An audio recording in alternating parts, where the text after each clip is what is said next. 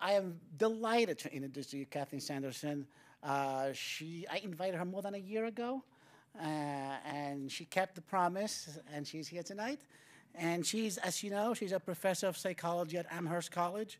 She received a bachelor's degree in psychology with a specialization in health and development from Stanford University, and received both master's and doctoral degrees in psychology from Princeton University.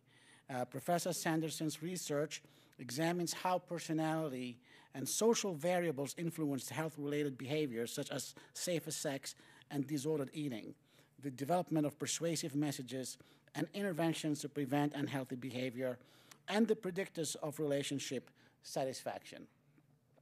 This research has received grant funding from the National Science Foundation and the National Institutes of Health.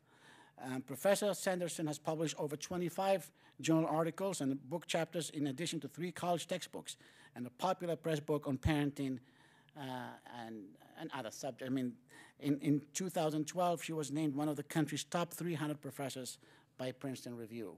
So without further ado, please help me in welcoming Kathleen Sanderson. Lovely. That was lovely.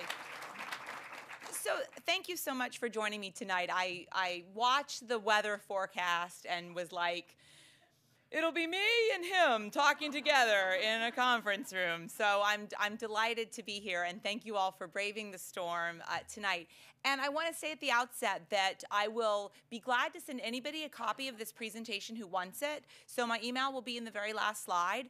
And so you don't have to take notes. There's no test. And if you want a copy at the end, shoot me an email. It'll be the very last slide. And I'm glad to send this right on to you. Also glad to continue to correspond if you have questions or thoughts. Often some of the most exciting parts of giving this talk for me is the opportunity to interact with people afterwards. So I'm looking forward to talking to you all for the next 45 minutes or so, and then we'll have time for questions.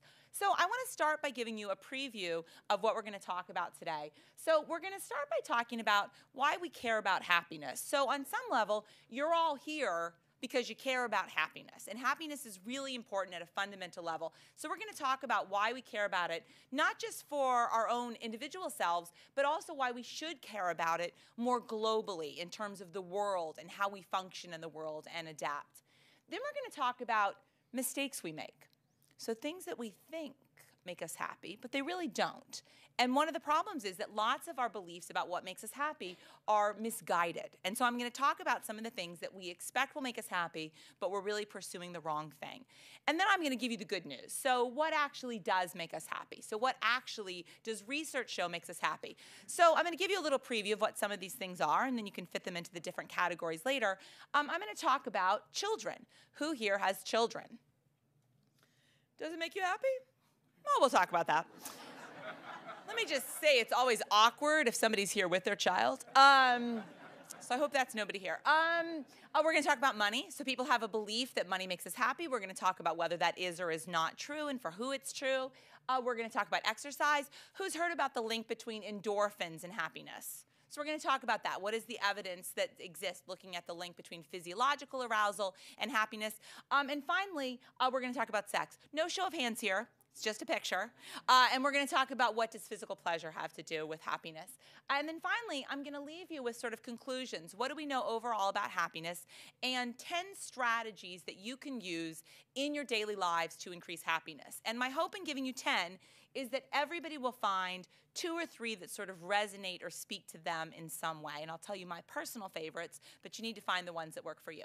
So starting off, why do we care about happiness? And basically, we care about happiness at a global level because happy people are different from people who are not happy. And they're different in real and fundamental and important ways. So one way is that they are more helpful and less hostile. So they're kinder, they're gentler, they're nicer. One very clever psychology study was actually done in a local mall. And they went to a local mall, and they had people ask for a very low-level favor.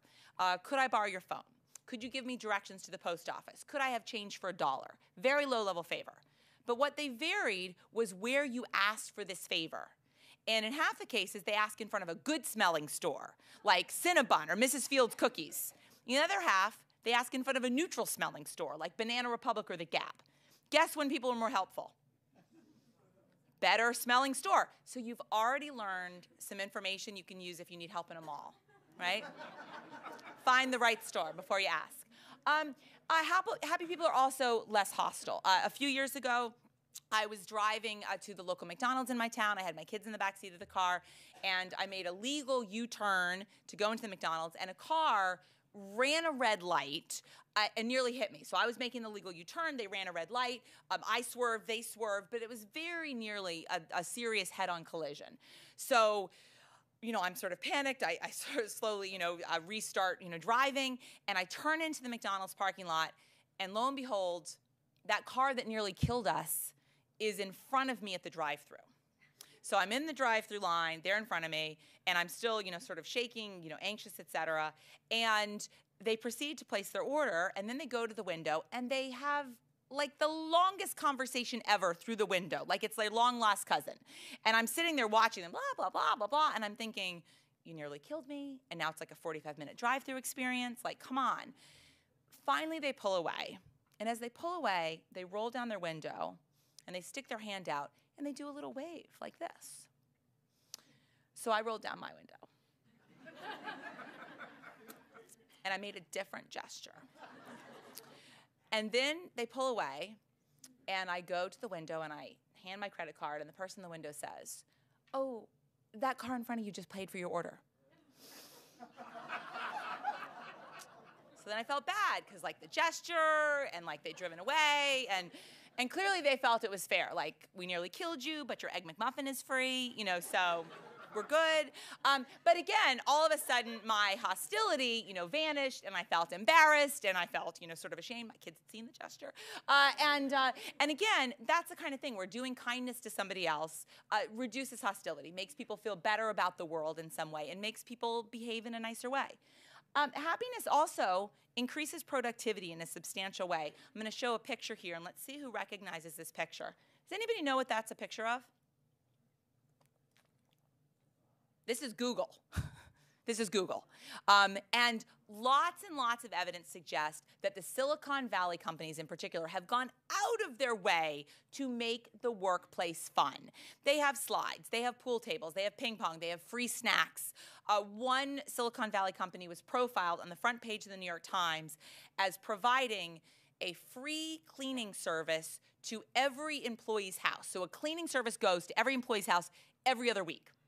Would that make you happy? And I'm here to announce on behalf of the center. No, I'm just kidding. But anyway, so that's a case in which they're not doing it just to be nice. They're doing it because it makes people more productive. They don't have to run home and vacuum because somebody's already at their house vacuuming. They can stay later. And it increases productivity, increases loyalty. And so again, it's a strategic decision about productivity, increasing happiness in the workplace. Perhaps most importantly, people who are happy also experience better health, and they experience better health as measured in lots of distinct ways. So in one of the earliest studies, they simply looked at people's ability to fight off colds as a function of their level of happiness. And what they did was they measured healthy volunteers' level of happiness. How happy did they report being in their overall lives? And then, with the people's permission, they injected a cold virus up their nostril. So they were told this was going to happen. This is not some creepy psychology medical study. But they were willing to be quarantined. So they came in, they rated their happiness. They were deliberately exposed to the cold virus. And then they monitored these people for 4 weeks. They lived in a set sort of college dorm-like situation. And they measured what were their reports every day of coughing, of colds, of sneezing.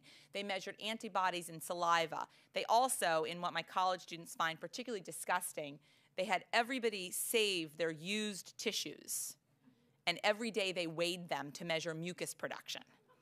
So lots of different measures. And by all of those measures, people who were happy at the start of the study were less likely to manifest signs of the cold. Even when the cold had been directly inserted into their bodies, they seemed to be better able to fight off that infection. So happiness matters in a real and fundamental way. Another similar study, they looked at people who were all coming in for the same surgery. It was a scheduled surgery, and they measured people's happiness before the surgery And then they looked at speed of recovery from surgery. So they looked at how much pain medication you required. They looked at the nurses' reports. They looked at how quickly you accomplished milestones in terms of recovery. How quickly did you get out of bed? How quickly did you get discharged? How quickly could you walk? And they found by every dimension they measured, people who were happy had faster recovery from surgery. Again, the same surgical procedure. And then, of course, the one that we all really care about, and that is life expectancy. How long do you live? And in what was a very clever study, they looked at a unique sample, and that was a sample of professional baseball players. They got professional baseball players' rookie cards. So what their rookie card was when they very first started playing, and they measured the degree of smile as a measure of happiness on that card. Were it sort of a neutral expression? Was it a mild smile, or was it a big smile? And then they looked at how old were these men when they died, 60 or 70 or whatever years later. And here's the data from that study. And what you can see here is that men who had a mild smile at the time of their first baseball card lived on average about 73 years. Men who had a sort of moderate smile lived on average around 75. And men who had a beaming smile, were really clearly happy, lived close to 80 years, 79.9 years.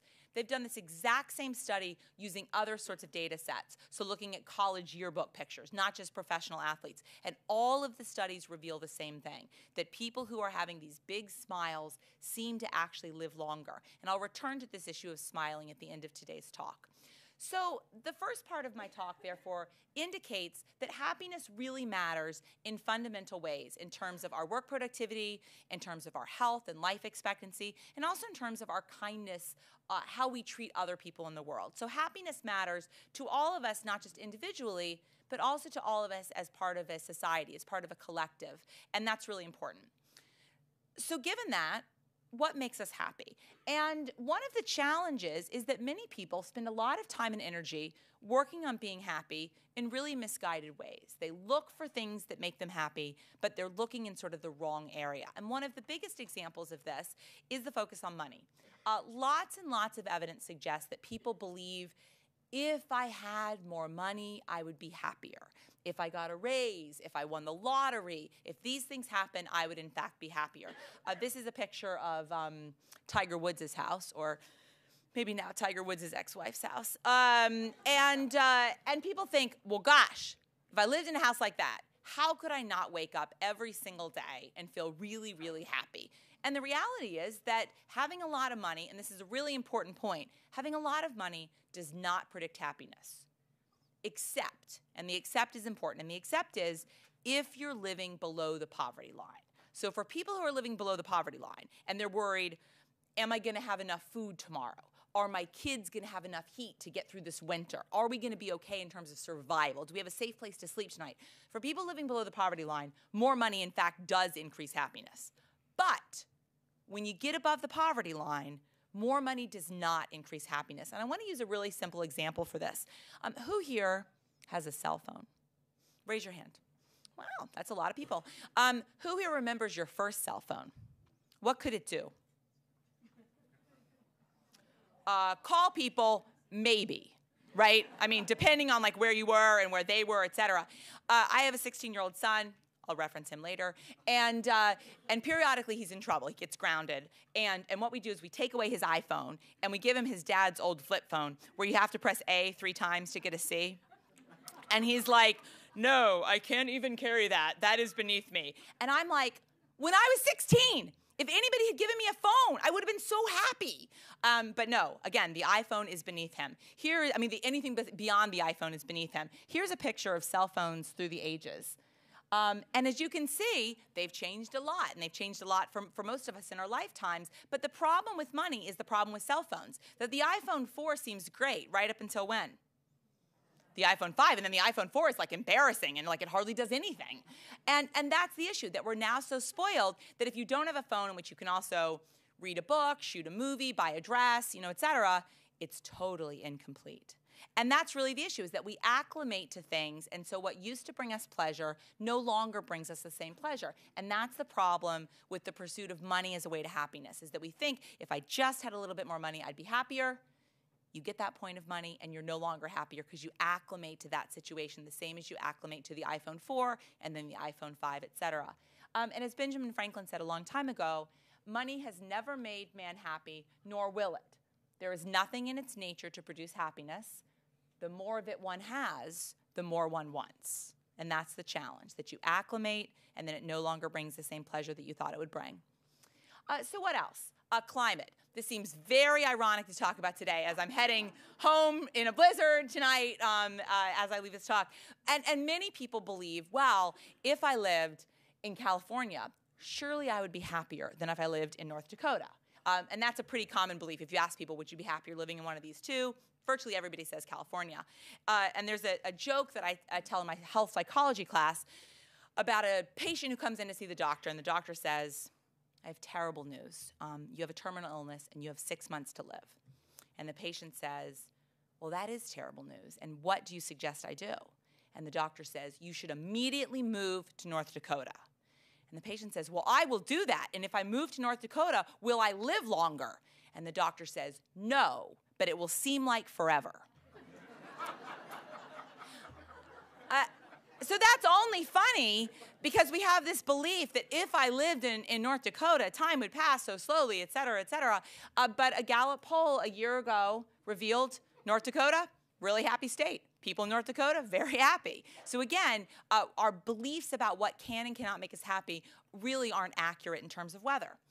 What else? Life events. We have a very big belief that life events will make us happy. That we think if my team wins the Super Bowl, if my candidate wins the election, I'm going to be happier. And the reality is, you're happier that night, the next day, maybe for 2 days, and then a year or so later, your day-to-day happiness is not impacted by whether the Patriots or Seahawks win the Super Bowl, even by whether one of these two men won the presidency. So how about major life events? So this was a minor life event for all of us. It was a major life event if one of you were one of these two men. You either got this, really important job or you lost an election. And so we also have a belief that major life events, getting a new job, getting into college, getting married, that these things would be really exciting and really impactful. And the reality is, they're not. They have a very short-term impact on happiness. If you ask professors who are about to get tenure or get denied tenure, will you be happier if you get tenure? They're like, definitely. And then they get tenure, and they get put on all these committees, and they have to do the work and the research, and the students keep coming, et cetera, and they're not happier. And the people who didn't get tenure are sad right then, and then they adapt, and they're perfectly happy in whatever different life it is that they are leading and doing. And so we don't have the expectation that we will recover from major life events that don't go as we expect, but in fact, we recover very well. We adapt to them. You're excited about getting a new house, you get the new house, and all of a sudden, it still involves cleaning and work and your life, et cetera. It's not magical. And so minor life events have a very short-term impact, but so do major life events. So let me talk about a different kind of major life event, and that's a particular major event that many of us have experienced or will experience, and that is marriage. So who here is married? So does marriage make you happy? And what's interesting is that marriage does make some people happy, and those people are called men. Men. Those people are called men. Yeah. Yeah. So the good news is, if you're a man, marriage makes you happy. And the even better news is, it doesn't matter who you're married to. It's totally irrelevant. Marry anybody. Really marry anybody. It doesn't matter at all. Spend very little time choosing, because that person's going to make you happy. And married men are happier than single men across every possible dimension. They make more money, they live longer, they're less likely to be hospitalized for psychiatric problems, that overwhelmingly married men are happier. The challenge is for women, and the challenge for women is that single women are less happy than happily married women. But single women are happier than unhappily married women. And so for men, marriage, it's good. Whoever, it's all good. For women, a high-quality marriage is in fact good, but a low-quality marriage is really bad and really disrupts satisfaction. And what I like about that finding is, by all accounts, this situation is really good for William. Might be good for Kate. We don't know yet. But we know it's good for William. And that's one of the challenges, is that for women, the quality of a marriage really matters. And for men, the act of marriage is very good. So let me talk about the final thing that we think predicts happiness that doesn't, and that is children. So here's a picture, a little bit outdated, but of my 3 kids. And, right, and I show that picture because you make that noise. And in the picture, they look really clean, quiet, obedient, et cetera. And so people have this belief that children will make you happy, that children, it's so meaningful and important, and how could my life be fulfilled if I didn't have children, blah, blah, blah, blah, blah. But the reality of day-to-day life with children is what? Stress and hard work. It's playing meaningless games with no strategy. It's a lot of poop. It's a lot of laundry, et cetera. And so the challenge in terms of children is that in the abstract, they're great. They're really, really great. But in the day-to-day experience, children take a huge hit in terms of happiness. And so what you see with parents is that they have more highs and they have more lows. And people without children have a more sort of even keel. So for people with children, can you think about a time in which your children have caused you great stress and heartache? Yeah, now, many people are raising their hands, although I didn't ask, but this is like a therapy thing. Yeah, so again, and that's the sort of challenge, is that children cause stress, they cause anxiety, et cetera. And so children basically don't have children to get happy. That's not a good use of time. Anyway, so children, not so much. And that concludes the sort of negative portion of the talk, which is what doesn't predict happiness. So now let me turn to sort of the optimistic stuff. What does predict happiness? And there's lots of evidence that there are things that we can do that make us happy. And some of the simplest things that we can do are behaviors, that we can engage in behaviors that in fact make us fundamentally more happy. So eating. Eating is one of these. I'm sure we can all think about times we've enjoyed eating, maybe even very recently at that lovely reception. The sort of downside about eating is it's not just eating. It's eating what? Guess what it's eating?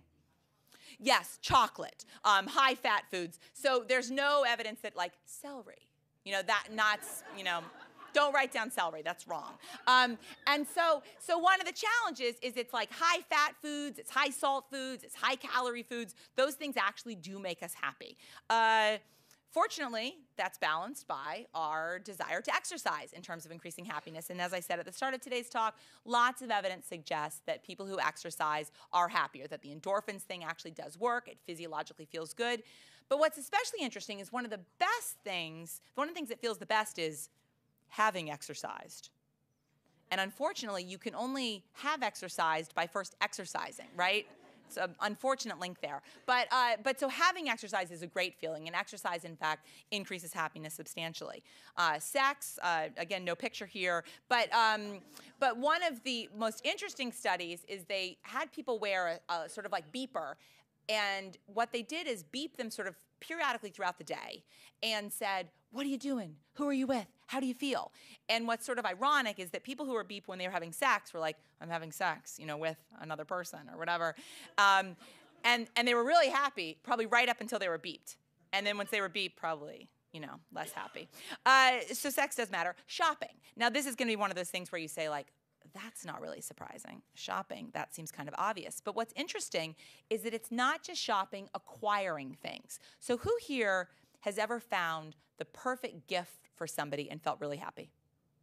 And that, in fact, makes you happier than just finding something for yourself. So it's not just the act of buying for yourself. It's the act actually of doing something for somebody else. And that's really the key in terms of shopping. And I'll return to this at the end of today's talk. And as Mark Twain said, the best way to cheer yourself up is to try to cheer someone else up. So finding a perfect gift for somebody actually makes us feel better than if we find the perfect gift for ourselves, something that we want. So what else makes us happy? Religion. And what's interesting about religion is it doesn't matter what your religious or spiritual beliefs are. So it's not saying, oh, it's good if you're Jewish or if you're Catholic or whatever. People who have religious beliefs are happier. And we don't know, and there may be a question about this at the end, we don't know exactly what causes this link. So one possibility is that religious beliefs give people a sense of certainty and control over the world. So if I pray, somebody's listening, or I can make a difference, or there is a plan, or there is an afterlife. Another possibility is that religious organizations often give people a social support network. So they're people who look out for them. They're people who watch over them if they're sick. They're people who provide meals. And so it may be that religion is really acting as kind of a proxy for a social connection in some way, and that may be what's most important about religion. We also know that age really influences happiness, and I'm going to show you a data slide, and then I'll kind of let you sit with it for a minute, because we often have the belief in our society that the happiest days are for young people, and then that, you know, how could you ever be as happy as when you were in high school or whatever? And in fact, the data really doesn't show that being true. So I'm going to now show you the data, and then I'll talk about it for a second. But here's the data. And what you can see on this slide is that people who are 18 to 21, they're really happy. And really, what is there not to be happy about in that life period, right? I mean, you're doing really nothing. No, nothing personal to college students here. But it's not a tricky life period at all. And so then happiness actually drops. And it drops as you face the real world and as you pay rent and you actually work a job that's not just 6 hours a week of going to class that sometimes you skip, that actually you take on real responsibilities. You have relationships. And you can see that there's a steady sort of decrease in happiness up until around age 50. And this corresponds with what we know in our society about the sort of the midlife crisis. It's also a time in which many people have, perhaps coincidentally, teenagers at home. And so that's a period of time in which people do experience sort of lower levels of happiness. But the good news is happiness then increases, and it increases very, very steadily. And when you're around 70, you hit the same happiness you had when you were around 18 to 21, and then you increase, and you get happier and happier and happier. So people who are 80 and 85 are happier than people who are 18. So some very interesting research that started at Stanford by somebody named Laura Carstensen tried to examine what causes this U-shaped curve in terms of happiness. And so she started by interviewing people all across different ages and sort of saying, you know, what are factors that influence how you live your life? What are factors that influence your happiness?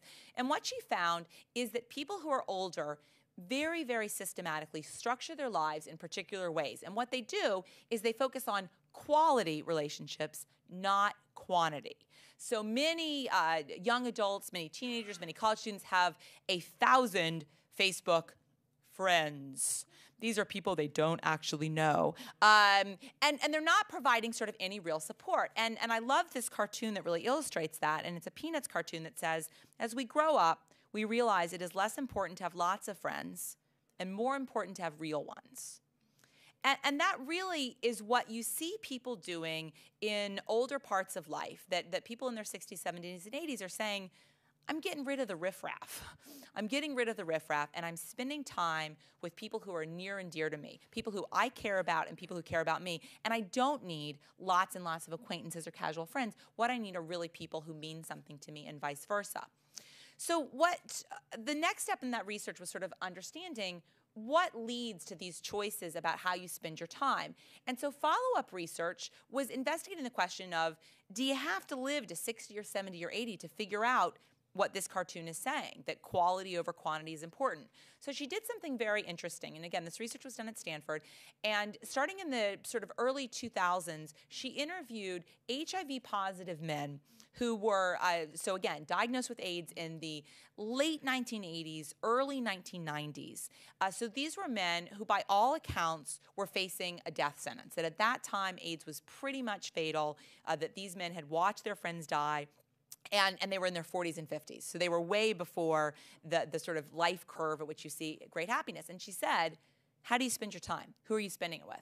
And what she found in these men who were in their 40s and 50s, but facing what they believed was a very early death, was they did exactly what the 70 and 80-year-olds people do in nationwide studies, that they in fact said, we're going to focus on quality, not quantity. They got rid of the riffraff. They focused on quality relationships. So the good news about that for all of us is that you don't have to live to be 70 to make choices about how you spend your time, that you can make choices to spend time with quality people even before you're 70 or 80. And lots of evidence, and I'll return to this at the end today, lots of evidence suggests that choosing quality relationships over quantity, large quantity relationships, increases happiness substantially. So what else predicts happiness? Nature. And nature is a big one. And we know lots of research shows that people pay more for a hotel room with a view, that they care about what their house looks out on, that we care about sort of the surround.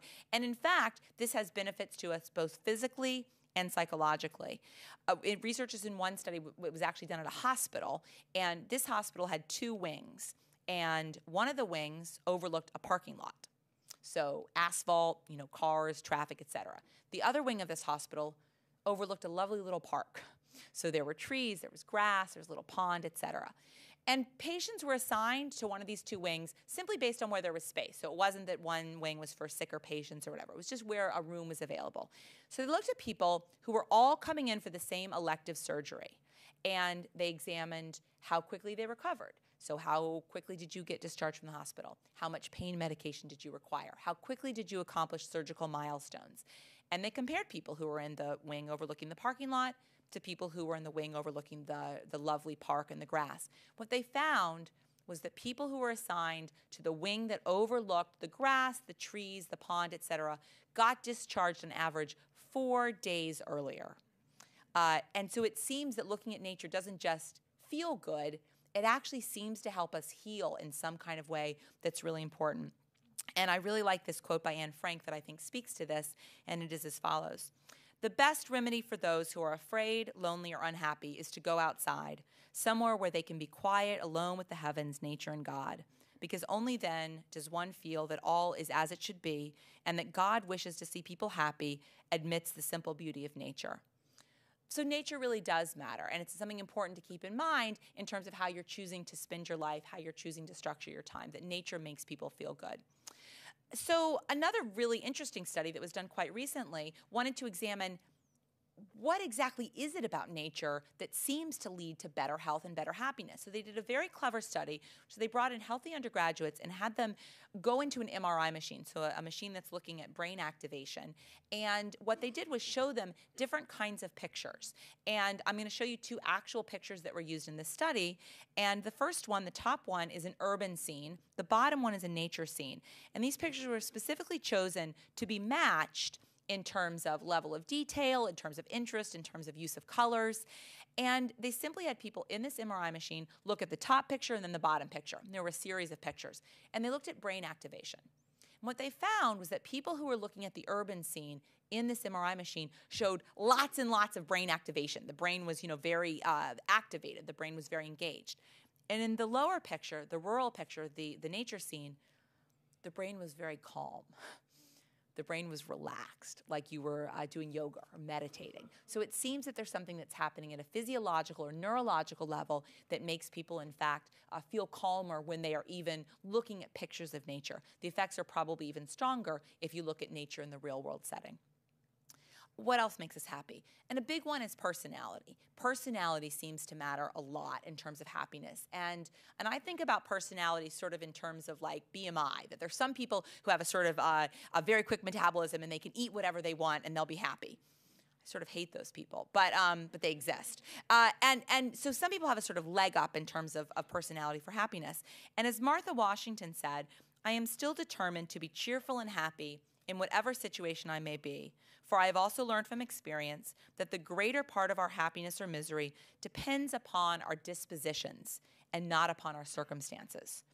And that role of dispositions is really important because this also speaks to what I talked about earlier today about why having the new cell phone or having the higher level of money or having your team win the Super Bowl or your presidential candidate win, those things don't really impact happiness long term because those are circumstances, and disposition matters a lot.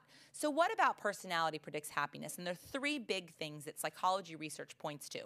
One is extroversion. So people who are naturally extroverted, they like spending time with people, they have a big social network, they have people to see and do things with, etc. That's one predictor of happiness. Another predictor of happiness is having high self-esteem, so feeling good about yourself. This cartoon speaks to the opposite, so it's somebody with low self-esteem writing, "Dear Diary, sorry to bother you again." So again, that's the low self-esteem image. And what seems to be particularly good about high self-esteem is you're able to take negative events and make them positive. And so people with high self-esteem sort of let things brush off and don't sort of take them personally. One very clever study to examine this is a time to focus and pay attention because it's a little bit complicated. And if you space out, everybody else will laugh and you'll be like, what happened? So they brought in a dating couple, so people who are dating each other, and they said, we're doing a study on how people in dating relationships see each other, and you're going to fill out the exact same questionnaire. Then we're going to match up your responses. So they brought in people, and they sat across from a table, like you can see in this picture, and they said, complete this questionnaire. It's totally confidential. At the end of the study, the researchers will sort of see if people in a relationship do have the same view or not. So the person on one side turns to the first page and it says, how'd you meet and how long you've been dating? And the person on the other side of the table turns to their first page and it says, how'd you meet and how long you've been dating? That's not the interesting part. Then they go to the second page. And so the person on one side turns to the second page and it says, please list absolutely every single thing you hate about your dating partner.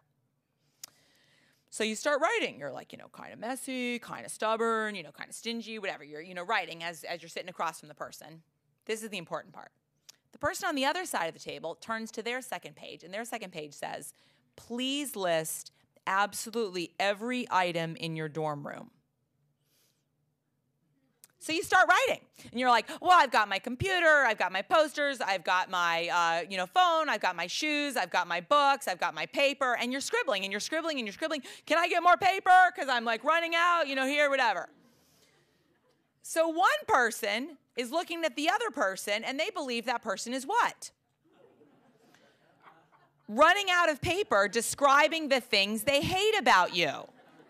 So you're sitting there, watching them scribble and scribble. They're getting a hand cramp. They need a stapler.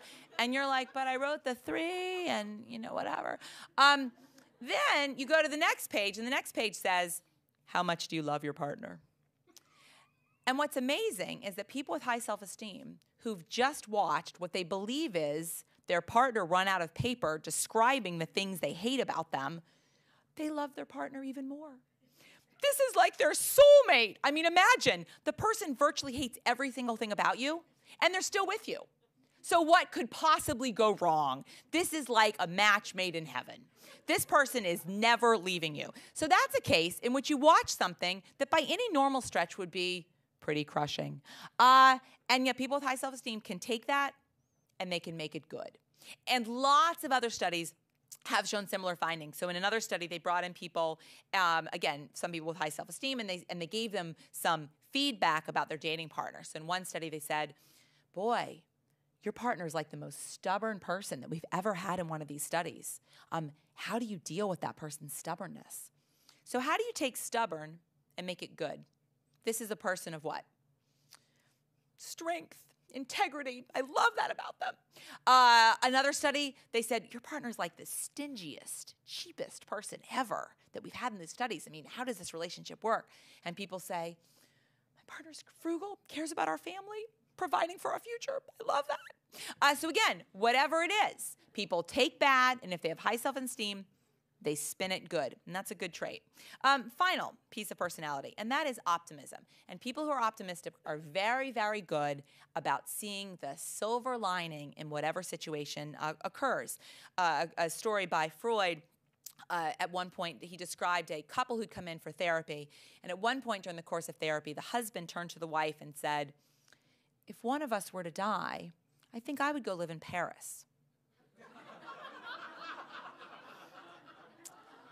Because if it was one of us, it wouldn't be me. You would be dead, but I would be in Paris. Because again, one of us. And that's a really good example of optimism. Again, who would it be? I have a 16-year-old son. I described the taking away of the iPhone before, and he went to public school from kindergarten through 8th grade. And when he was in 9th grade, he moved to an elite prep school that he was woefully underprepared for in every sense of the world. And his fall trimester was very, very tough. Involved a lot of tears. Mostly mine, and it was going very, very poorly. Poorly enough that midway through his first trimester, he had a 50 in Spanish. This is a school that uses the traditional 1 to 100 grading scale, so the 50 was not good. So at the end of the first trimester, he gets his final grades, and he calls me and says, Mom, good news about Spanish. And I said, oh, Thank goodness. I was really, really worried what with that 50, you know, midway through. So I'm so relieved. What'd you get? He goes, I got a 58. And I said, that is not good news. You know, that is not good news. That is a 58. And he goes, no, it's 8 points above where I was. And I said, it's an F. And he said, it's really an F plus. And I said, I'm a professor. There is no F plus. That is not a grade. There is no F plus. And he goes, yeah, but at the rate I'm going, I'm going to have a 66 in January. And I'm like, that's a D. Like none of this is good news. Like none of this is good news. But here's what is good news. Andrew, by all accounts, is probably going to end up someday in prison.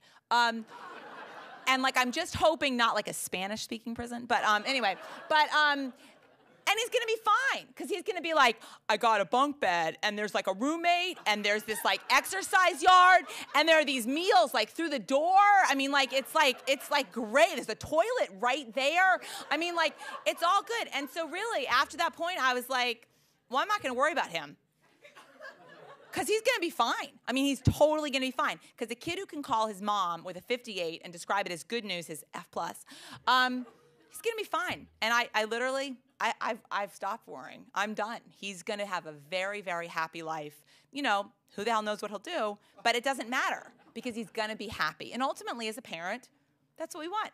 And I've accomplished that. He's going to be, you know, woefully misguided and unemployed, but happy. And that's important. But on a more serious note, this ability to look at optimism is really, really important, because it lets us overcome lots of negative experiences. And this is one of my favorite quotes that I'm going to give you today, and it's by Nelson Mandela, and it is as follows. I am fundamentally an optimist. Whether that comes from nature or nurture, I cannot say.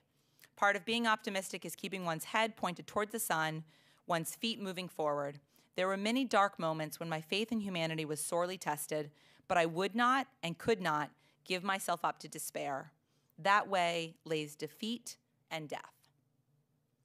So this ability to look at all circumstances in an optimistic light is extraordinarily important in predicting happiness, and it's something for us all to keep in mind as we search for our own happiness.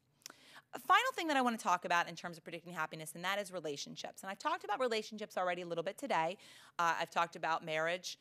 It's good if you're a man. I've talked about having kids. Really good for nobody. But the good news is that relationships, in fact, do impact happiness. And the wonderful thing is that we have lots of flexibility. So it doesn't have to be marriage. It doesn't have to be having kids. What it has to be is having close friends and family. But you have lots of flexibility about who that is. It could be a best friend. It could be a sister. It could be a spouse, but it doesn't have to be. And that's what's really important. So 3 things about relationships make us happy. One is being around happy people. And happiness seems to be contagious, like the flu. So who here has somebody in their life who is always happy?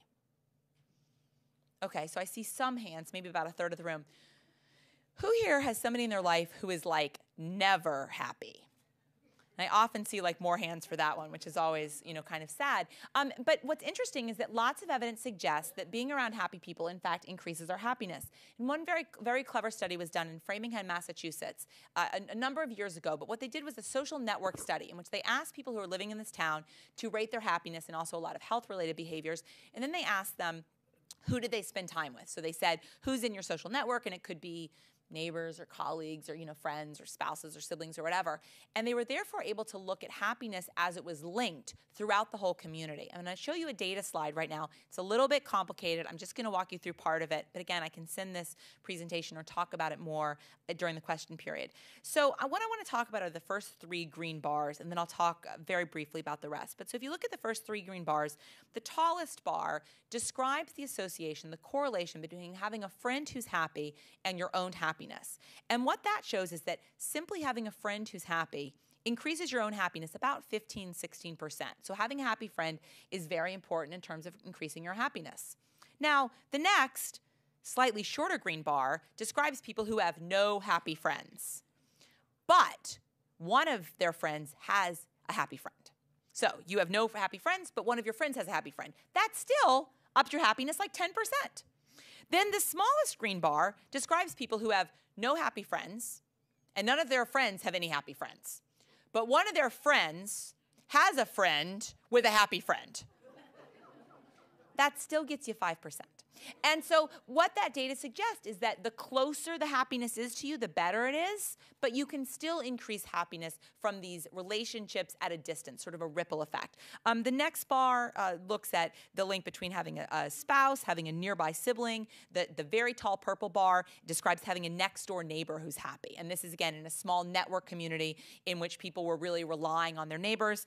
Interestingly, coworker is that bar that's not really off of the ground in terms of 0.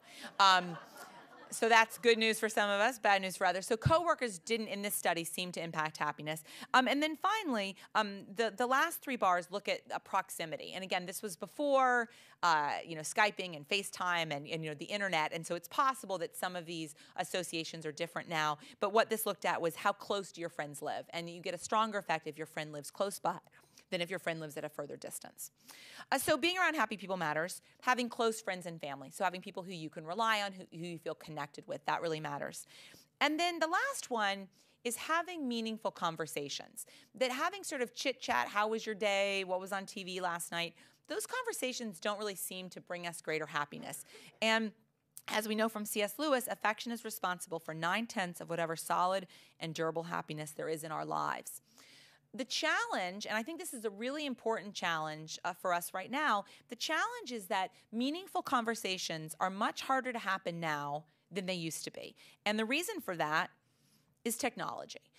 So who here has ever had a conversation with somebody who's actually checking their email or sending a text? So that is not a meaningful conversation. And in one very interesting and recent study, they brought in people to have a get-to-know-you conversation. So they brought them into a psychology testing room and said, 2 strangers, please just have a get-to-know-you conversation. And in one of the conditions, the people just talked. And in the other condition, the researcher put his or her cell phone on the table in between the 2 participants. The cell phone was turned off. It wasn't belonging to either of the people. So it wasn't like, oh, I'm expecting a call, or is it going to go off? And then they measured what was the quality and meaningfulness of the conversation. And what they found was simply having the cell phone on the table decreased the quality of the conversation. Again, a cell phone that didn't belong to either of the people even having the conversation.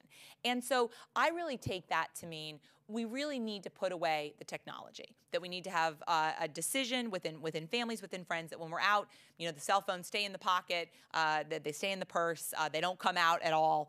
And again, I think that's one of the challenges that we're facing, and that people with teenagers, especially are facing, that it becomes harder to have meaningful conversations when the presence of technology is so sort of overwhelming and persistent. So I've talked a lot already today about why we care about happiness, the things that don't lead us to happiness that we think will, and I've talked about what does lead to happiness. And in conclusion, I want to sort of summarize what we know about happiness, and then I'm going to give you the 10 strategies and turn it over to questions. So in conclusion, we know that there are 3 distinct aspects of happiness, and one of these is pleasure. And this is sort of the pleasure of having a great glass of wine, of having a wonderful piece of cheesecake or brownie. That pleasure is important and it feels good, but it's the least important of the 3. And it's the least important of the 3 because it's fleeting. You have the glass of wine, it tastes great, but then it's over. And so pleasure is enjoyable at the moment, but it doesn't last or linger. So it's less important than the other 2. So what are the other 2? And the second one is engagement. And not just engagement, but anticipation of that engagement is a major way of increasing happiness. So who here has ever taken a fabulous trip that you planned and thought about and anticipated for weeks or months ahead of time? Who's done that? And that's a great thing to do, because what you're doing there is you're milking more pleasure from that experience. It's not just the 2 weeks I spent in Europe. It's the 6 months I spent thinking, where are we going to go? What are we going to eat? What are we going to see? Where are we going to stay? Et cetera. Who are we going to see? And that all of that is a way of increasing the pleasure associated with a trip. That anticipation is, in fact, really, really powerful. Here's one of my favorite quotes that speaks to this, and this is from Winnie the Pooh, and it is as follows. Well, said Pooh, what I like best, and then he had to stop and think, because although eating honey was a very good thing to do, there was a moment just before you began to eat which was better than when you were, but he didn't know what it was called. And of course, that's called what? Anticipation and anticipation. And so anticipation is really pleasurable. A research study that provides evidence for what Pooh thought brought in college students and said, this is a chocolate rating study. And they had half of the people sit down, unwrap some Hershey's Kisses, and then rate, how good did these taste? Would you buy them again? How enjoyable was this experience? The other half of the people, they said, this is a chocolate rating study. And in 30 minutes, you're going to get to eat these Hershey's Kisses. And the next 30 minutes, you're going to do some crossword puzzles and some anagrams and some different things in the lab. 30 minutes later, they ate them. Again, they rated, did you enjoy it? Would you buy them again? How great did they taste? Guess who liked it more? First group or second group? Second group rated the same chocolate as tasting even better. So that anticipation, in fact, is a great way of increasing our happiness. And we know the third thing is meaning. And that is doing things that you find meaningful, that you find meaningful and important in your life, that really is what's important. And as this Dale Carnegie quote says, are you bored with life? Then throw yourself into some work you believe in with all your heart. Live for it, die for it, and you will find happiness that you had thought could never be yours. And when you find something in your work life, in your home life, in your community that you find personally meaningful, whatever that is, that's a profound predictor of happiness. I have students troop into my office with great regularity saying, what should I major in? Some of you may have that experience, or some of you may have been on the student side of that experience. And what I always say is, what do you love? What class do you look forward to going to? What class do you look forward to doing the reading for? What class do you look forward to writing the paper for? Major in that, because that's going to be the best predictor of what you really excel in, because you've got to find your passion. We also know that happiness is impacted in part by genetics. I talked before about the role of personality, and that probably explains a lot of it. And about 50% of our happiness, in fact, seems to be determined by our biology, our genes. And that's probably things like temperament, optimism, self-esteem, extroversion. And as this cartoon illustrates, beside a castle, people saying, I could cry when I think of the years I wasted accumulating money, only to learn that my cheerful disposition is genetic. And in fact, yeah, about half of our happiness is genetic. And that means that some people have a head start. Some people have an easier time being happy because they have the genetic predisposition to happiness. But the good news is 50% is not genetic. And that means there's something that every single person can do to increase their happiness. We also know that we have a tremendous capacity to adapt. We have a tremendous capacity to adapt. And that's bad and it's good. So on the one hand, this speaks to why we adapt to the raise that we get, or we adapt to the nicer cell phone, or we adapt to the more money, and it no longer brings us the same happiness. Research that you may be familiar with has shown that lottery winners, are very happy initially, and then if you play it out a year or two later, they may not be any happier than they were before, because all of a sudden that added money, in fact, doesn't bring them the permanent boost in happiness they once thought it would. So in that sense, it's kind of depressing that something good happens and we don't actually increase in happiness as we expected we would. But this is also really important because we have an amazing capacity to adapt also to bad events. And there are things that happen that we think, if that happened, I could never be happy again. And we're wrong.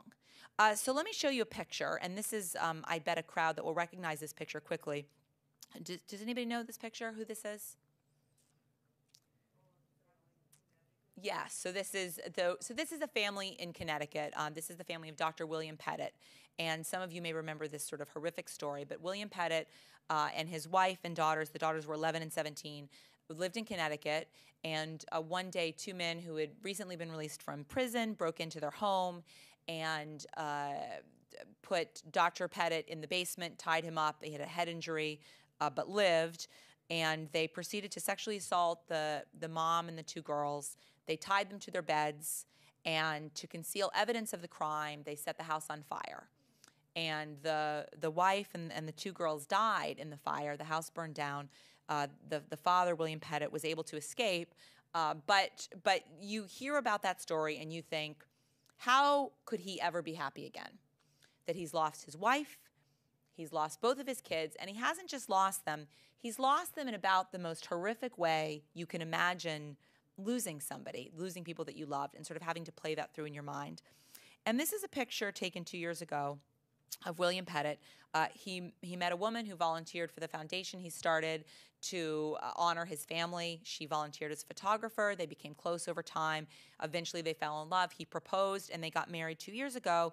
And his first wife's family attended the wedding and said, "We're so happy that he's found happiness again." And this is a picture taken a year ago, December, of their little boy. And so is he the same happy as he was before the tragedy? Probably not. But has he found happiness again? Yes. Yes. In some way, he has found happiness again. And that really speaks to the power of the human spirit, that we think we cannot bear things, and then we get to them and we bear them. Here's another picture, and depending on where you're sitting in the room, or if you're sitting in Morocco, you may or may not be able to see this well, but this is a picture of a person who was an undergraduate at Princeton who one evening, he was 18, 19 years old, one evening, very, very drunk, was walking back to his dorm and climbed on top of a little electric train that took students from Princeton to New York City. So, it was like a little commuter train. So he climbed on top of the train, again, very drunk, and grabbed the 2 electric wires while standing on the train. He was severely electrocuted. It's a miracle he lived. He was airlifted to a local hospital. He underwent extensive physical surgery, physical therapy, surgery, et cetera. And he eventually returned to the Princeton campus with a guide dog that sort of helped him open doors and do some tasks. But as you can see in this picture, he lost both of his feet, both of his legs, and also one of his arms, one of his hands. And he was asked about a year ago by Princeton Alumni Magazine, when you think back on that night, do you wish you could take it back? Do you wish you could undo it? Which seems like a logical question that we all might have, thinking about how his life has changed as a result of that experience. And here's his quote. And his quote said, "No, too much good stuff has come out of it. I was not headed towards a career in medicine before the accident, and I don't think I'd be as good a physician if I hadn't had that experience." And he is now a physician. He works in San Francisco, and he treats veterans who've returned from war who are amputees. He treats basically young men who have become quadriplegics. And he says there's a certain intimacy, immediate intimacy, when I walk into the room, because patients can look at me and my body, and they understand that on some level, I get what they've experienced. I get what they've gone through, and it makes me a better physician. And so it's really important to recognize that the power of the human spirit means that things we think we could not bear, we get to them, and we bear them, and we survive them, and that happiness, in fact, can return to us. So finally, and as promised, I'm going to leave you with a really important message, which is that happiness is a choice, that happiness is about effort. And I'm going to leave you with the 10 strategies. But this quote speaks to, again, this choice. And this is by Elizabeth Gilbert, and it is as follows. "Happiness is the consequence of personal effort. You fight for it, strive for it, insist upon it, and sometimes even travel around the world looking for it. You have to participate relentlessly in the manifestations of your own blessings, and once you have achieved a state of happiness, you must never become lax about maintaining it. You must make a mighty effort to keep swimming upward into that happiness forever, to stay afloat on top of it." And so the great thing to me about this quote is that happiness is a choice, that we all have a choice, and we make this choice by how we spend our time, by who we spend our time with. And I'm going to leave you with the 10 strategies, again, with hopes that everybody will find 2 or 3 that they find personally meaningful in this. So one is keep a gratitude journal. Does anybody here go to bed at night thinking about their to-do list and the problems in their lives? Does that help you sleep? No, it does not. And that's one of the challenges, is that we often focus on what isn't going well in our lives. And the idea of keeping a gratitude journal is to go to bed every night thinking about 3 things that you're thankful for. And not just thankful for eventually, but you're thankful for right now, that are good right now. And this quote, again, speaks to this, the importance of the right now, and that is as follows. "One of the most tragic things I know about human nature is that all of us tend to put off living. We are all dreaming of some magical rose garden over the horizon instead of enjoying the roses that are blooming outside our windows today." So instead of thinking, I'll be happy when I get married, when I have a baby, when I get a promotion, when I retire, it's thinking, what are you grateful for right now? What makes you happy right now? And going to sleep at night with that thought in your mind. Two is make a gratitude visit. And this is a really clever idea developed by a psychologist at Penn. And what he had students in his positive psychology class do was to write a letter to somebody who had had some sort of fundamental and meaningful impact on their lives. So it could be a teacher, it could be a coach, it could be a neighbor, it could be your first boss. Who here has somebody in their mind that really shaped and changed the direction of their life in some really fundamentally important way? Raise your hand if that you can think of somebody. So what you do is you write that person a letter, and you tell them what they meant to you, how they changed and shaped your lives. So for me, the person was my 7th and 8th grade English teacher, Mr. Doherty, and Mr. Doherty was like super scary. He had been in World War II and had actually lost part of his arm, and this was, elementary school in the 1970s and 80s, and middle school in the 1970s and 80s. He had an actual hook, like a Captain Hook, and he would write with chalk with the hook on the blackboard. And I went to public school. He also smoked throughout the day. So there's this like hook and the cigarette and this, whatever, and it was like super scary. But every single paper that I wrote for him, he marked up all over. Expand, unpack, clarify, revise, and he would sit and talk to me about my writing again and again and again. And I went to Stanford as an undergraduate. I went to Princeton for graduate school. I went to great places. I learned how to write from Mr. Doherty in 7th and 8th grade. And the challenge with the gratitude letter is what you do is you write this letter, and then you travel to the person, and you stand in front of the person, and you read it aloud. And that is a tremendously meaningful experience for both of those people. And the issue is, when do most people express gratitude? When do we do that? Eulogies. We do it at eulogies. We do it after they're dead. And in fact, I wrote Mr. Doherty's widow a letter and said, gosh, he was so meaningful. And again, I should have done it before. And so the key about the gratitude letter is don't wait for the eulogy. Do it sooner.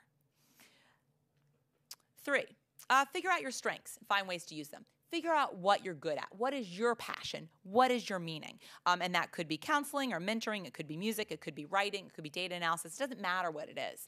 But figure out what you're good at, what makes you happy, and find ways that you can put that to good use. 4, read a book you love. Who can remember a time in which you got totally absorbed by a book and wished it didn't end? Yeah, and that's a magical experience that many of us have when? Childhood. Who remembers like their kid or maybe yourself, the Harry Potter books, right? Like you couldn't put it down. Kids were just absorbed in it. And we often lose that with adulthood. This is my husband's book. This is not my husband. This is my husband's favorite book. Let me be clear. He reads this book. He starts it, he finishes it, and he starts again at the beginning. And I say, we're going to save so much money in our marriage, you just need one book. And he finds that the sort of father-son story tremendously appealing. He loves the writing. And again, it doesn't matter what the book is. A book that speaks to you. Let yourself get absorbed in a book. Find a book you love. Read it again.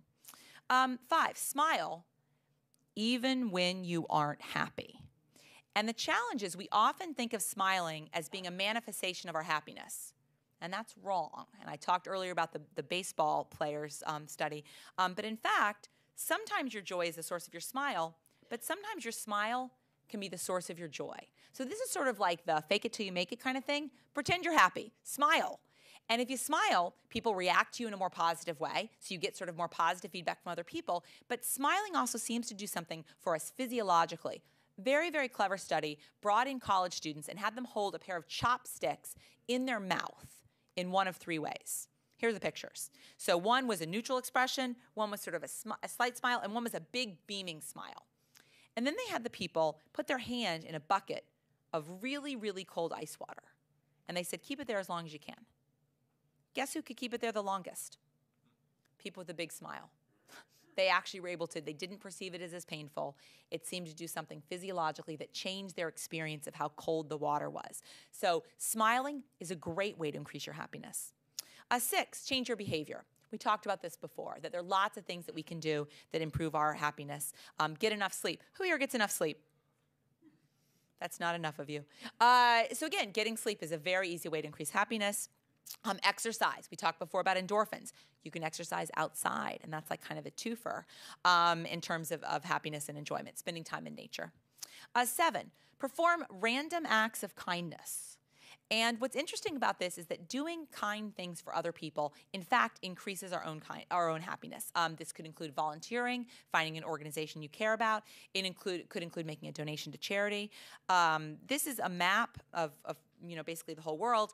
And what they did in this map was they looked at the correlation between charitable giving and happiness across different countries. And what you can see here is any country that's green, there's a positive correlation, meaning more happiness is associated with more charitable giving is associated with more happiness. Now, the challenge with this study is we don't know what causes what. So maybe it's that giving to charity makes people happy, or maybe it's that happy people give more to charity. So in a subset, about 17 of these countries, they did something very unique. And what they did was they had people come in for a psychology study, and then they said, to thank you for your participation, we're giving you this gift bag.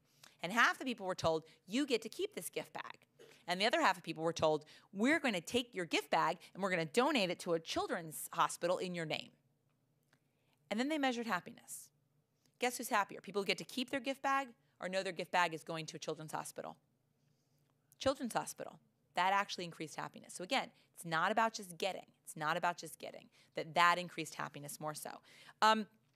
We talked before about the tremendous happiness of finding the perfect gift and giving it to a friend or a family member.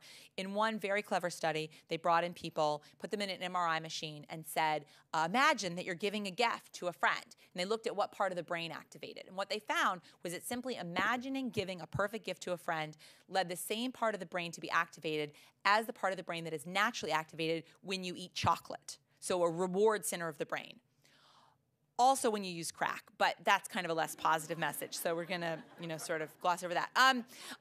8, spend money on the right things. So I talked before about the link between money and happiness.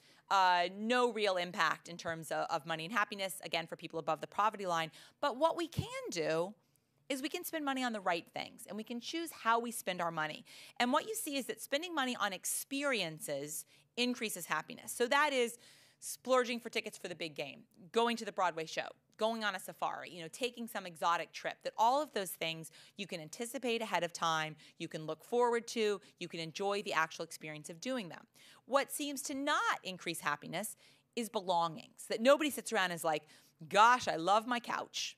Again, and that's a sort of distinction.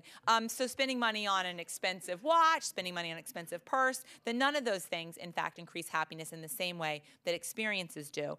This is a cartoon that sort of illustrates what nobody says, which is, I should have bought more crap. Nobody on their deathbed is thinking, that's my big mistake. I wish I had more stuff. And as George Carlin said, trying to be happy by accumulating possessions is like trying to satisfy hunger by taping sandwiches all over your body. It's not speaking to sort of the core need of what really makes us feel good.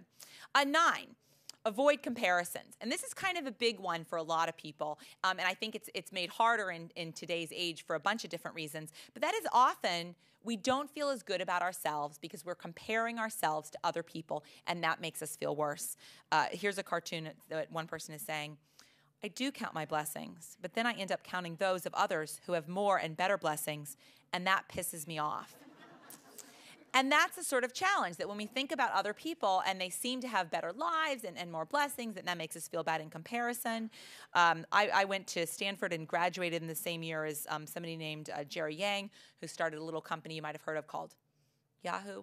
There's now a building at Stanford named for him. There is not anything at Stanford named for me. And this is somebody who's reading their alumni magazine, and it says, if you didn't want to feel inferior to your classmates, you shouldn't have gone to such a good school. And many of us may have recently had the experience of getting like a holiday letter from somebody.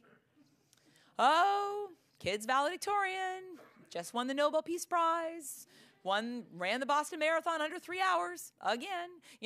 So that people often get these and sort of have this impression of their own lives being worse in comparison. A couple of years ago, I wrote a really, really great Christmas card, and my husband said, you cannot send that out. And I said, no, it's so funny. And he said, no, you cannot. And it was right around the time of that F+ in Spanish. And what it said was, Andrew, who is in his first and final year at Deerfield Academy. We did not send it out, but I really wanted to. And the challenge of that is that when you have this comparison, it makes you feel worse about yourself. And as Teddy Roosevelt said, comparison is the thief of joy. And this issue of comparison is particularly acute, I think, in today's world of what I call, let's read it aloud, fake book. That people, when they go on social media, they only talk about the good. Oh, here's this great meal I had, and here's this great bouquet of flowers, and here I am, you know, doing this exciting trip. So when I go on Facebook, I write things like, all of my kids have lice. And that, like, more often than not is true. You know, I hope nobody from the Hoarder Show comes to my living room. You know, again, and it's in part because I just can't take it seriously. And I think it's really important that people don't talk about the bad. They only talk about the good. And that makes other people believe everybody else is having so much fun and everything is wonderful and everything is great in their lives. And that really can make people individually feel worse about themselves. There was a study done a number of years ago in which they brought in college men and asked them, how do you rate the attractiveness of your current dating or sexual partner? And what they measured was how much exposure the men had to pornography, you know, magazines or videos or whatever. And what they found was that the more exposure men had to pornography, so airbrushed artificial images of women, the less attractive they rated their own current dating or sexual partner. So as I say to my students at Amherst, if the men at Amherst say the women aren't very attractive, you have a keen sense of what they're doing in their free time.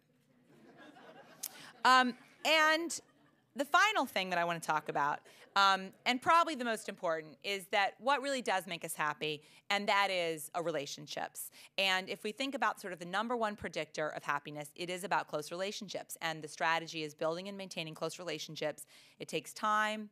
It takes energy, it takes effort, but it's absolutely worth it. I gave this talk a few years ago, and somebody sent me this photo, which I think really sort of perfectly illustrates this. And it's of a dancer who on one side you see in toe shoes, and the other side you see a foot, but not in toe shoes. And what you see is that dancers in toe shoes, and some of you may have danced or had, you know, sisters or friends, et cetera, dance on point. And what you see is that dancers who are on point have very, very ugly feet. They are calloused, they are bruised, they're missing toenails, they're bleeding. It's really very ugly. And the issue is that when you see dancers on point at a distance, it looks lovely. It looks effortless, it looks magical, it looks easy. But that the reality inside the toe shoes is it's painful and it's hard and it takes effort. And one of the challenges in our society is that relationships are essential in terms of predicting happiness, but they take energy. They take work. They take effort. And we often don't acknowledge that. And we believe that other people have effortless and easy marriages and friendships and relationships. And we don't understand how much work really goes into making sure that marriages are, in fact, beneficial, that friendships are, in fact, deep and meaningful. It requires effort and energy. And my final quote is by Tolstoy, and it is as follows. But on entering upon family life, he saw at every step that it was utterly different from what he had imagined. At every step, he experienced what a man would experience who, after admiring the smooth, happy course of a little boat on a lake, should get himself into that little boat. He saw that it was not all sitting still, floating smoothly, that one had to think, too, not for an instant to forget where one was floating, and that there was water under one, and that one must row, and that it was only to look at it that was easy, but that doing it, though very delightful, was very difficult. And that's really the key, that marriage is hard work, that long-term relationships and close friendships are hard work.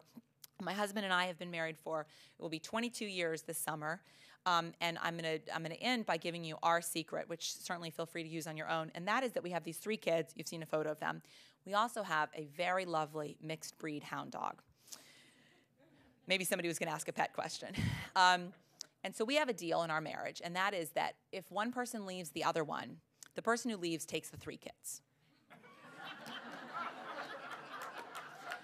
And the person who stays gets the dog. And I'm telling you, that has kept our marriage so strong and committed. Because, like, no one's leaving. I mean, no one's leaving. Because, you know, there's the dog and there's the kids.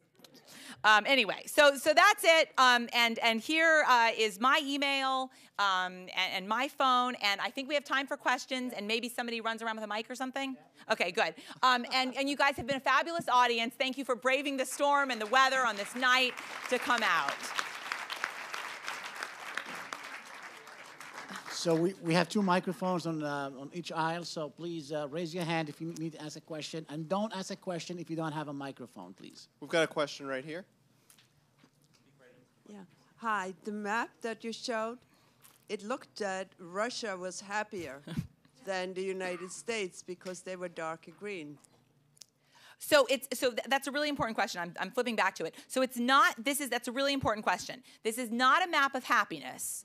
It's a map of how strong the correlation is between charitable giving and happiness. So it means that the correlation is stronger. It doesn't mean overall happiness. It's not overall happiness. It's that in those countries, there's a stronger, a higher, more positive correlation between charitable giving and happiness in some countries than others. This is not a map of pure happiness. That's a great question. Thank you for that clarification. I'm seeing a hand there and a hand there. I got you. Thanks. Hi. In most of the examples that you talked about, you said that happiness was measured as being higher, but how did they measure happiness? That's a great question. And that actually, it varies depending on the studies that I've talked about. So in some studies, they ask people about their moment-to-moment happiness. So I described the experience sampling study in which people actually carry a little beeper around and they're sort of beeped throughout the day saying, who are you with, what are you doing, how happy you are. So some of them actually measure a moment-to-moment account of happiness. In other studies, they've asked people to do a sort of more global assessment. So when you think about your life, how happy are you? How meaningful is it overall? So that actually varies, and that's one of the sort of hot questions being asked by both economists and psychologists. What's the right way to measure happiness? And there isn't a clear answer for that. That's like a big, like you've really hit on a hot question.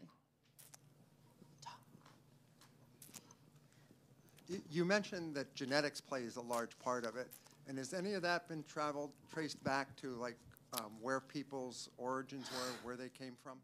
I don't know of any research that has looked at that, but that's a fascinating question. Do you have a theory? Well, I just wondered because when you mentioned that people in North Dakota were happy, that is very Scandinavian. And having been in one Scandinavian country, and I found people very happy. And that's true. And Scandinavia is, if you look at global studies, that is true. That's a fascinating question. And I look at my own heritage and being part Scandinavian, and it's that part of the family that seems to be happiest, other than the other parts that aren't. No offense taken by people not from Scandinavia, but that's a fascinating question. I'm actually going to look that up. I've never had that question before, and that's really interesting. And I don't know of research that's looked at that. A lot of the genetics research, for sort of obvious reasons, is very recent. So it may be that sort of is what's coming next. But that's a really interesting question, and I agree with your intuition. That could certainly make sense. I think somebody over there had a question. I think that there was a question. A student maybe had a question there? Okay, great, thanks.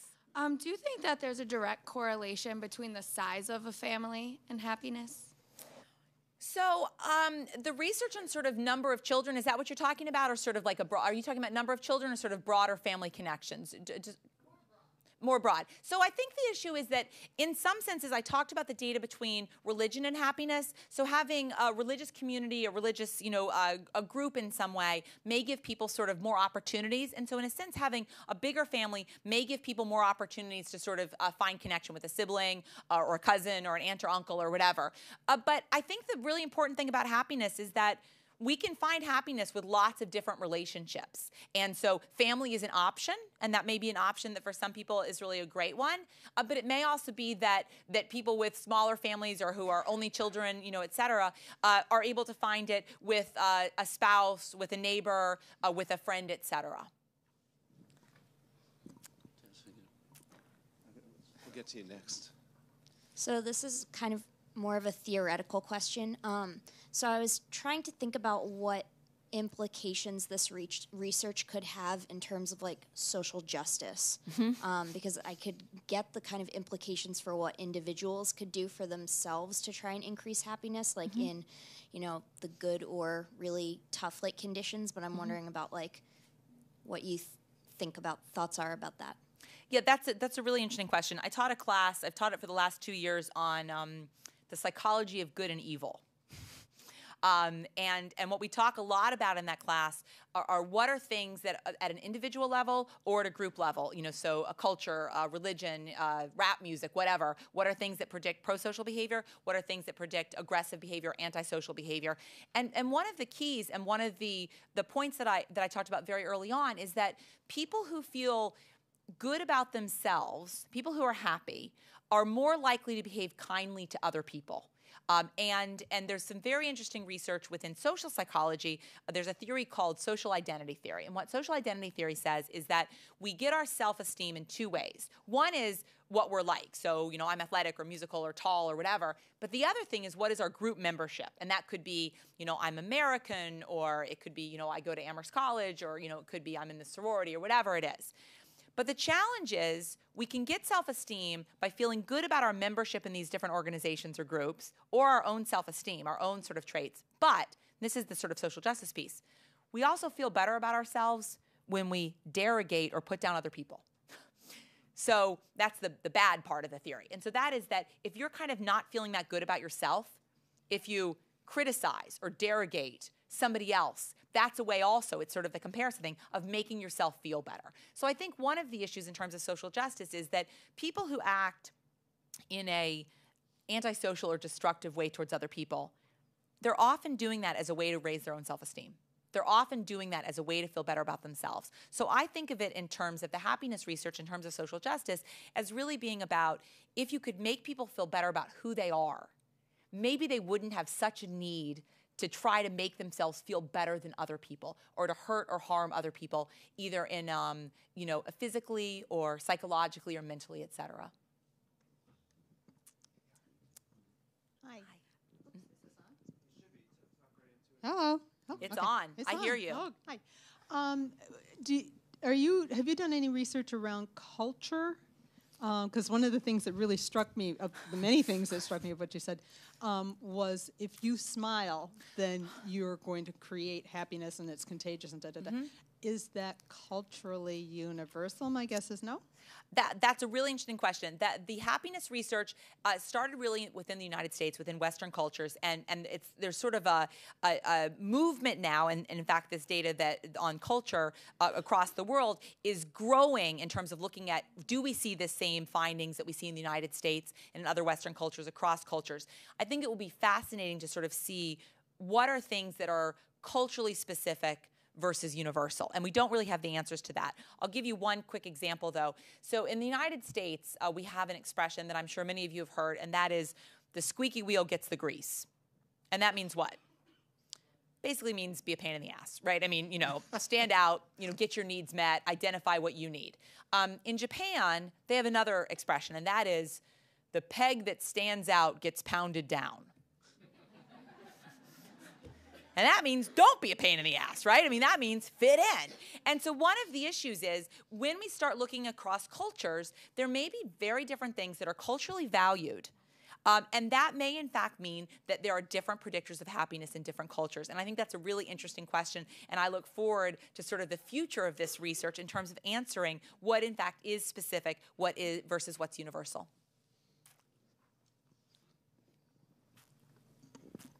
So I think it's a country, but Bhutan, right, where they measure the gross national happiness factor, which is a deliberate intent to set an expectation for happiness, and they link it to economic development, they link it to health. There's a lot of correlation. Have you studied much about that, and what do your findings suggest to translate to our right? So that's a really great question, and it's one that, you know, is very topical and is hot now. And so what seems like, I think the sort of big question is, which countries value happiness, right? Which countries value happiness? I'm a professor, as you heard at the beginning, and I've had several slightly discouraging conversations with parents of my current students that say, like, what are they going to do with a degree in psychology? And why are they not majoring in economics? And again, one of the issues is that when people talk about happiness, there are people who care about that dramatically, but there are many people who, I've got to be honest, it's not a cultural desire. And what you see in the United States is there's sort of the assumption, and this is, I think, some of the most important findings, is that we have an assumption that if you get good grades and good SATs, you will go to a better college, you will then make more money, and then you will have a better life. And that is not true. It just isn't, and maybe that's encouraging or discouraging for students here. I gave a talk at a corporate event in New York City in April, and it was a talk to women investment bankers. Who made just a gazillion dollars. I'm sure, they all emptied their pockets, and that was my honorarium. So it was people who made, a gazillion dollars, and I told a story that day that I didn't share in the interest of time today, but I had a student come into my office. I was teaching Intro to Psychology, and I'd finished grading. The semester was over, and he'd gotten a B+ in Intro to Psychology. And he came to my office to complain about his grade, as of course you would with a B+. I mean, my gosh. And he chose a bad day to come, which was the day of the Sandy Hook killings. So he emailed me and said, can I come? And he came to my office, and I, at the time, had a daughter who was in 2nd grade, and I had spent the entire morning on the computer going, are they going to find that classroom? Are those kids hidden? Are they at the hospital and they just haven't told us?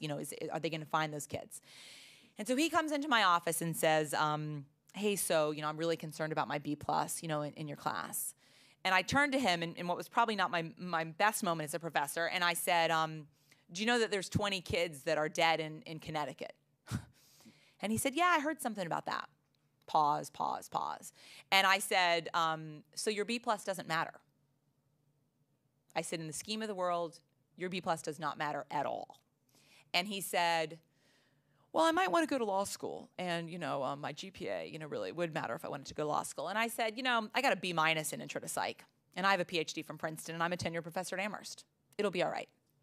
And then he looked very, very confused, but he left, and I'm now his advisor, so he doesn't, hate me, since then. But anyway, I told that story because I couldn't really even process the B+ for him at that moment as being a great tragedy. I mean, I just couldn't, which is where he, of course, was.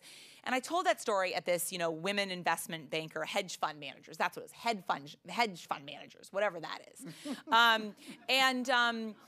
And I told that story about that kid, and a woman came up afterwards to me, and there was, a few women sort of gathered, and this one woman came up, and she goes, well, I really liked your talk, except for that example of that advice you gave to your student about the B+, because, I went to Harvard Business School, and really, if you have a B+, you are not getting into Harvard Business School. So he really was right, and you dismissed him. And I said, oh, I didn't say he could go to Harvard Law School. I just said he could be happy. And she goes, well, no, but I went to Harvard Business School, and I am happy as a result. And I said, to be honest, there's absolutely no evidence that people who've gone to Harvard Business School are happier than people who have not. And she looked astonished, that was, in fact, the truth. But I was like, there just isn't. I said, you might be right, you might not be, but there's just absolutely no evidence of that. Anyway, and then another woman was standing, beside her, and that woman walked away, and the next woman goes, that woman's an idiot. And I said, okay. And she goes, and I just want to say, she goes, I'm a hedge fund manager. And she goes, I was married to somebody who, in fact, went to Amherst College and got a medical degree at Harvard. And she goes, and when we had a 6-year-old and a 2-year-old, little girls, he jumped off the George Washington Bridge and killed himself. And she said, and I was a single mom with 2 little kids, and my husband was a famous doctor who'd gone to Harvard. And he was miserable, and he was absolutely miserable. And she goes, and that was a devastating loss, but I am happy. And so I think that was an extraordinarily long answer to your question, but and it maybe wasn't even really an answer, but I think, but the point of that was that when we think about what makes us happy, we have to value it as a culture. And I don't see a lot of evidence that the United States is currently valuing happiness as an indicator. So I think the first step would be that a country would have to care. A country would have to care that happiness is something that you measure, like life expectancy or growth national product. I mean, that's the first element. The first element is you have to care. And if a country cares, can we look at what matters? Absolutely.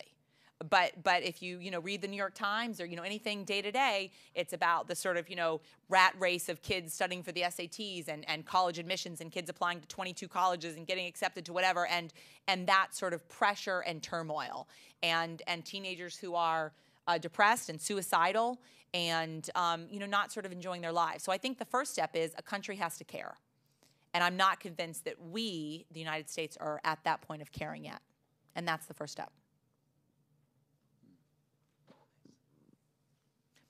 Let's definitely have another question because that got depressing. So, There's one right here. I don't know where we are in time, but for the love of God, let's have a different one. Is it happy? Is your question happy? Maybe. Okay. I've come to almost every one of these, and this is one of the best attended, and it's also one of the best ones. I just want to ask about. Let's hope they have cots, right, and food. Or you get homesick. Yeah. I was curious about, on a personal level, with somebody that you call free spirit, and often they kind of shun responsibility. And they seem to be happy, and whether it's a kid that you know in school or whoever it is, and there's adults that I've met like that too. And what is the correlation between accepting responsibility and the so-called free spirit mentality, let's call it? Right. So that's a really interesting question, and I think like it could sort of go in two different ways. So there's in one sense, it's somebody finding their passion, pursuing what they love, and finding happiness in that way. And there's certainly lots of evidence that people who find that thing that is personally meaningful and exciting and engaging can pursue that and experience great happiness. The other piece of it you sort of alluded to was lacking responsibility. So I think the issue becomes if it's somebody who, because of their free spirit nature, is abdicating responsibility for family members or for making sure their kids are fed or devoting time to making sure people around them are happy, that becomes more problematic. And I think that's because ultimately finding your passion, finding meaning is extraordinarily important, but so are relationships. And so making sure that people, while they are pursuing their passion, their engagement, their excitement, are also devoting adequate time to caring about, supporting people who are near and dear to them in some way is really important as well. Okay, on this note, we'll bring the lecture to a close. Thank you so much. Thank you all so much. I really appreciate being here. Thank you. Thank you.